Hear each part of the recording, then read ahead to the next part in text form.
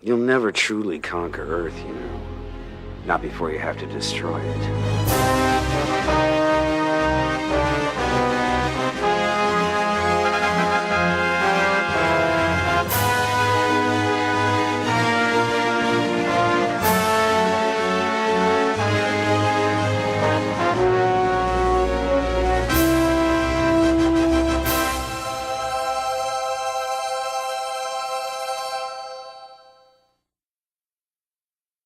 And 7 grips, just to set one eye level on Virgil Harper's sets. Harry's going to read. Mike Charlie, take one. Action. I've been with the Victory most of my career. I was communications officer on our maiden voyage. I'll admit, sir, I wasn't looking forward to the assignment, but now that I see you have a pilot as far Basically, where Wing Commander 1 and Wing Commander 2 had movie-like aspirations, I would say that Wing Commander 3 is a movie that you're the star in, and that you'll sit down, you'll put your CD-ROM in the computer and you'll play it, and you'll probably shake your head after the first 10 minutes and go, I'm playing a movie. Everyone talks about interactive movies and multimedia and all the rest of this stuff, and I think that no one's really sort of done anything that kind of defines it or makes a statement. And what Wing Commander 3 is really trying to be in is when someone says, what's an interactive movie? I can just hand them the CDs and say, hey, check this out, this is an interactive movie.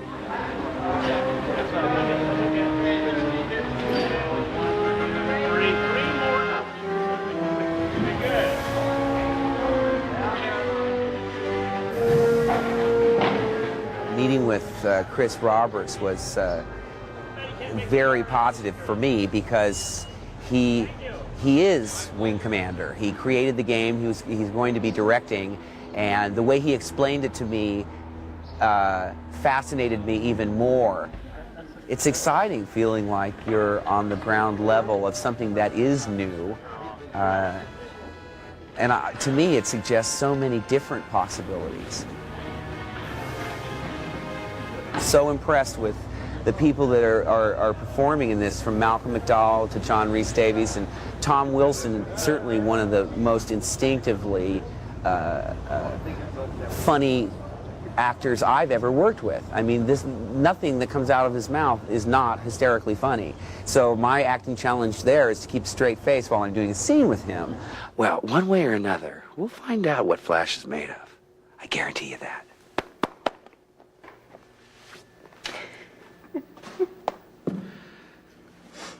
Isn't that the guy from Star Wars? 30 Apple, take one. How long was he behind me? For a long time. Thanks for telling me. Oh, you're welcome. Guess what I'm wearing under this? I don't even want to know. Come on, guess. No.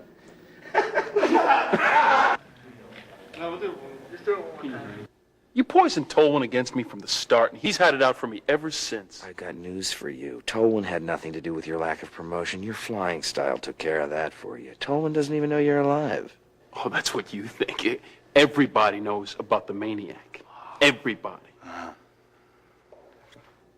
many people here know about the maniac, huh? Oh, it's a mirror. How many people here know about the maniac, huh? Anybody at all? Don't jump up all at once or anything, everybody. How many people here know about the maniac? I do. Come. Yeah. You're ruining my movie, man. There I was at the counter at Schwab's drugstore in Hollywood, much like Lana Turner was years gone by. And Chris Roberts comes up and says, hey, how about being in an interactive CD-ROM computer sort of entertainment-styled game film experience? My first reaction, of course, was to say, what? But no, then I agreed to do it. It's a lot of fun, actually. It's a very interesting thing for me, who's done, you know, a lot of feature films and a lot of different kinds of entertainment, to actually come in to the world of this interactive computer stuff. Very interesting. I've done a lot of green screen works, so I'm sort of used to it. I think it's really interesting to watch, actually. Through the monitor, you can see what the ship looks like, and then It's just pretending. Now you're climbing ladders that lead to nowhere, and yet if you look down on the monitor, you've got your ship right there. It's the very essence of what actors do. We pretend.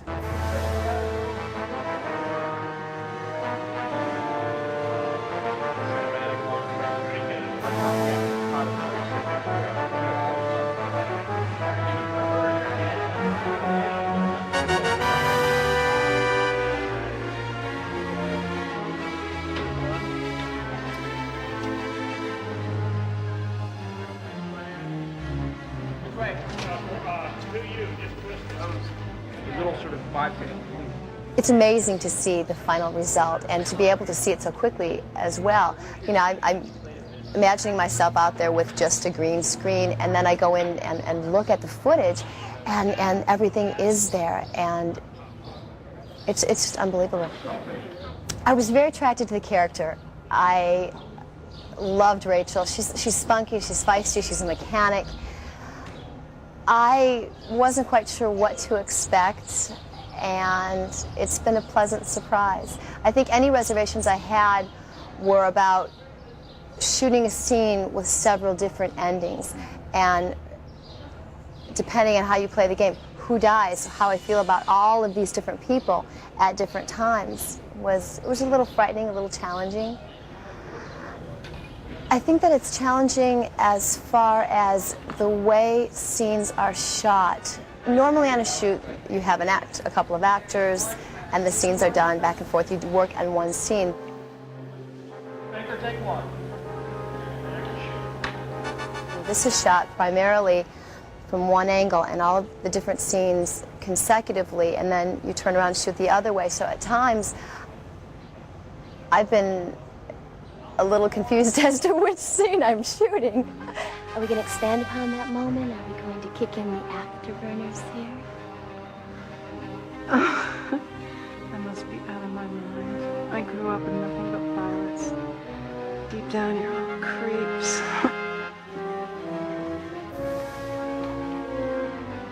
Whatever you may think, Rachel and I are not neither. So where does that leave us?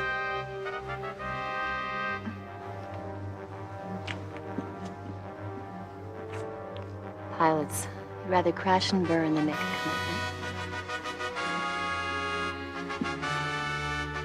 I can't take the risk of getting involved with someone who might be on my wing. There's too much at stake.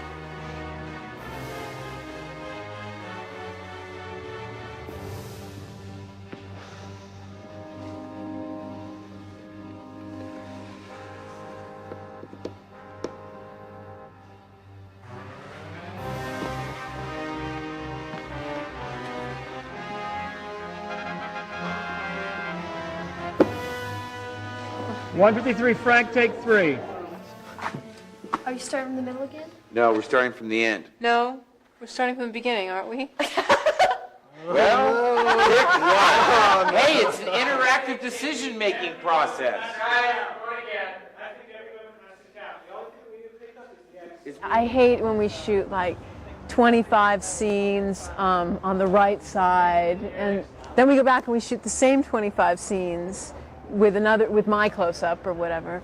I mean, that's really difficult because generally you learn to sort of get into one idea and then you film all that and then you're done and then you go on to the next thing. But you might have a love scene, a scene where you kill someone, a scene where you're angry, a scene where you're happy, all in like very rapid succession. So it's super challenging. It's like mind-boggling. All our shields are down. We can't stop them. They're not taking my ship. Sir, what are you doing? Sir, we're heading right into their fleet. What are you doing? We'll take as many of them with us as we can. Make your peace. All forms of acting are basically the same, but they all have a different approach.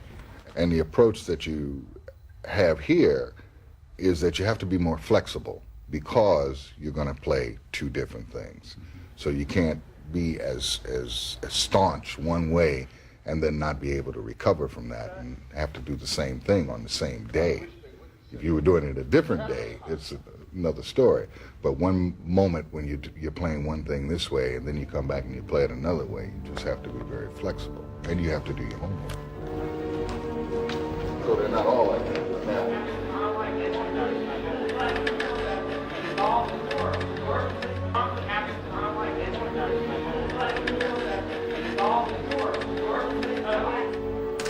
Tectonic plates keep shuffling themselves like a thing. Basically, the truth of acting is in the listening. And when you have one set of possibilities, what the listening does is produce a response that is different each time. Now, with the interactive conversation, it goes to there and then it splits.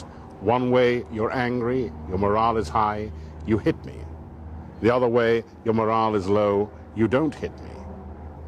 And then it comes back again and continues. And because of the way, at the moment, people are shooting these things, they don't follow the different arcs all the way through in a different way.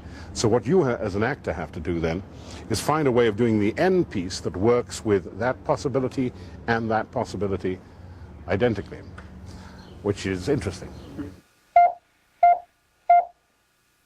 You and I, Ape, have unfinished business.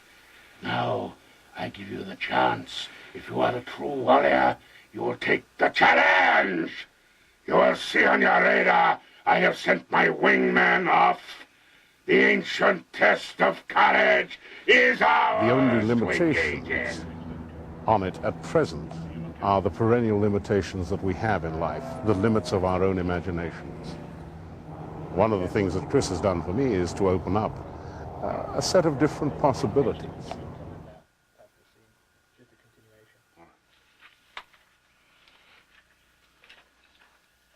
A puny contingent of their soldiers has been captured here on Kilra. This incursion was an act of desperation. The hairless apes now feel about knowing that they are beaten. They have failed their race utterly. There will be no interrogation. Do what you will with them.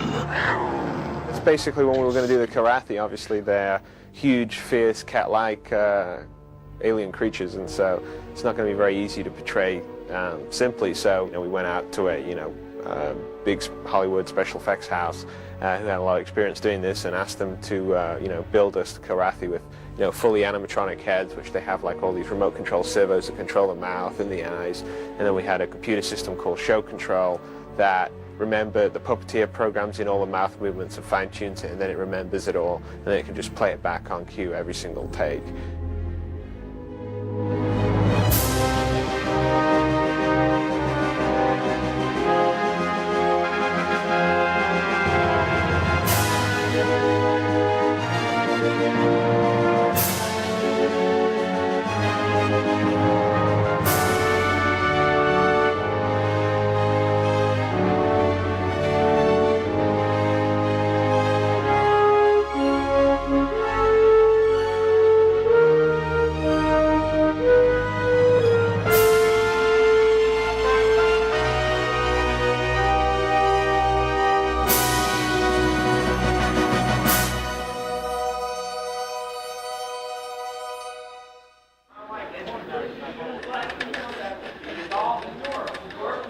Then he'll settle.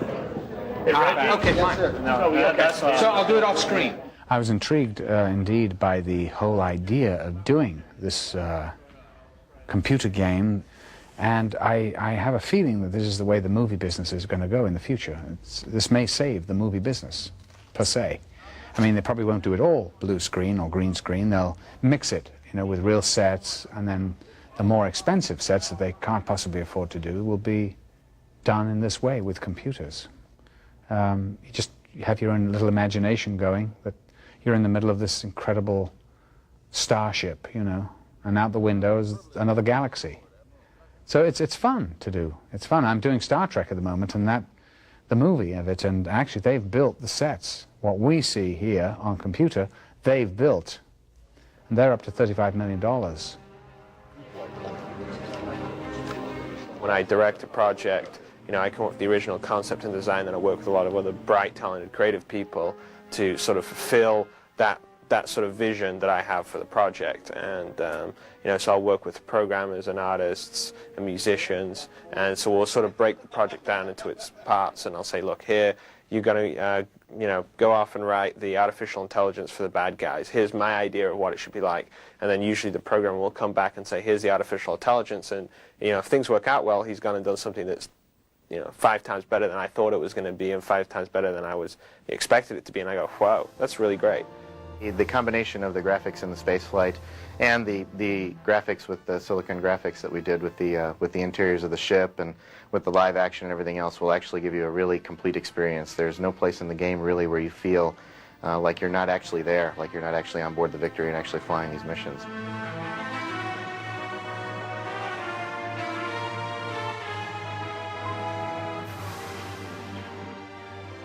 Technologically, it's definitely a groundbreaker. I mean, just you know, the step into the Super VGA graphics. It's, you know, I mean, even to us developing it, it's impressive. You know, and it's actually a lot of fun for us to go into the game and play it. You know, so that with the 3D technology, it's really taking leaps and bounds, you know, as to what we've been able to do in the past. I think one of the most important things is that the people developing the game are big game players themselves, and so, you know, we take that enjoyment into mind when we're developing the software, and you know, and try to think, you know, what's the user going to want, you know, what are they going to want to be able to do. So I think that's an important thing. You look in Flanders.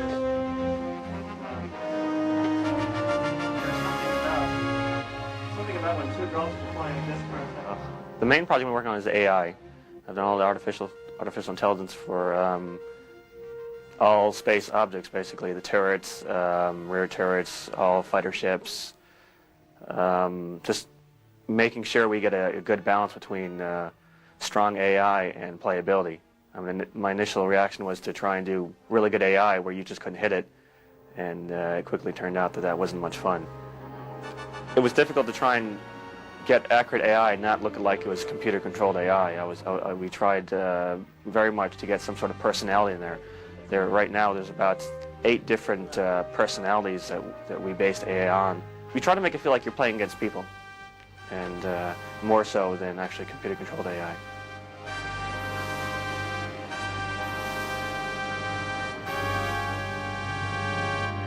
It's been interesting because I'm sort of in the gray area. This game essentially is operated in 2 different poles. You have the movie side of things, and you also have the space flight. GameFlow kind of stands in the middle between those 2, uses elements of both and administrates both elements, but is still at the same time separate. And it's been interesting trying to design a single unified system to control all of that at the same time. I think Wing 3 is the ultimate extension of what we have been doing up to this point, having a spaceflight simulator with an interactive plot. I think it's just at the beginning of what is possible with interactive movies.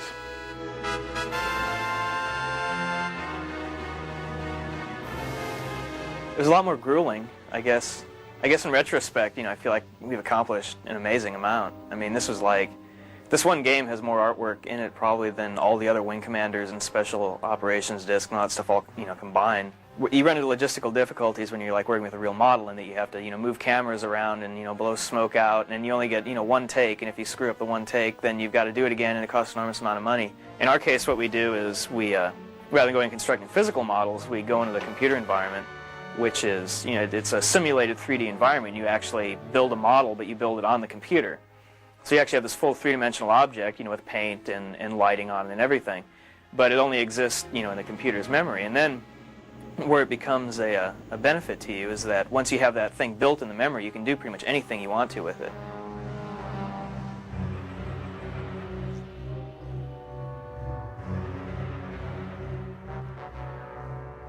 Yeah, it's the biggest game in the industry ever so far.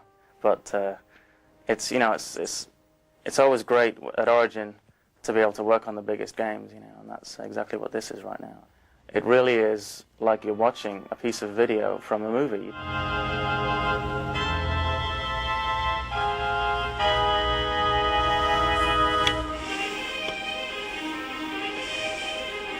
my whole theory behind film scoring, and this really is more like film scoring, I think, than writing for a game per se, even though it is called a game. My whole philosophy behind that is the music shouldn't interfere with what's going on. And in terms of what I want the player to feel, well, whatever that person is feeling, you know, at whatever point of the game is perfectly logical, and I just want the music to sort of highlight that. What the heck is this?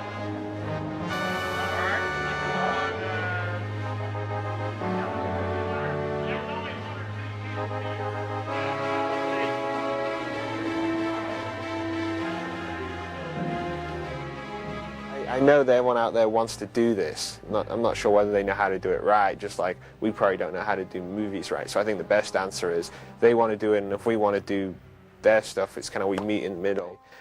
So, you know, I think it's best if both parties share each other's knowledge, and I think then you'll get some, you know, truly awesome products.